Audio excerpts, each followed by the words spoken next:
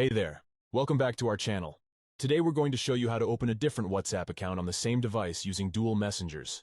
If you're someone who uses multiple WhatsApp accounts for different purposes, or if you share your phone with someone who also uses WhatsApp, you might want to consider using the dual messenger feature.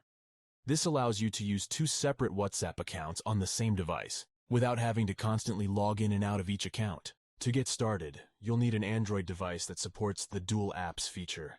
This feature is available on many Android devices running Android 9.0 or later. First, open your device's settings and search for an option for the dual messenger feature. On Samsung devices, this can be found under Advanced Features. Once you find the option, tap on it and look for WhatsApp in the list of dual app suggestions. If it's off, tap on it to turn it on. Agree to the terms and import the contacts you want to use for this account. Then tap on Install to install the second WhatsApp app. Next, go back to the dual messenger settings and detoggle the option for Select Separate Contacts if you want to use all the available contacts in the device's memory. Now do the usual sign in or sign up and verification protocols.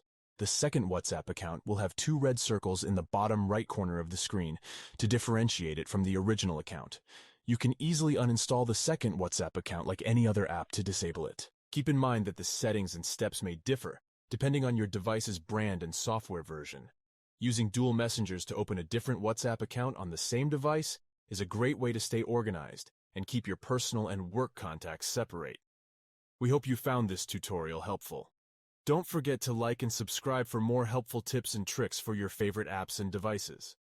Thanks for watching, and we'll see you in the next video.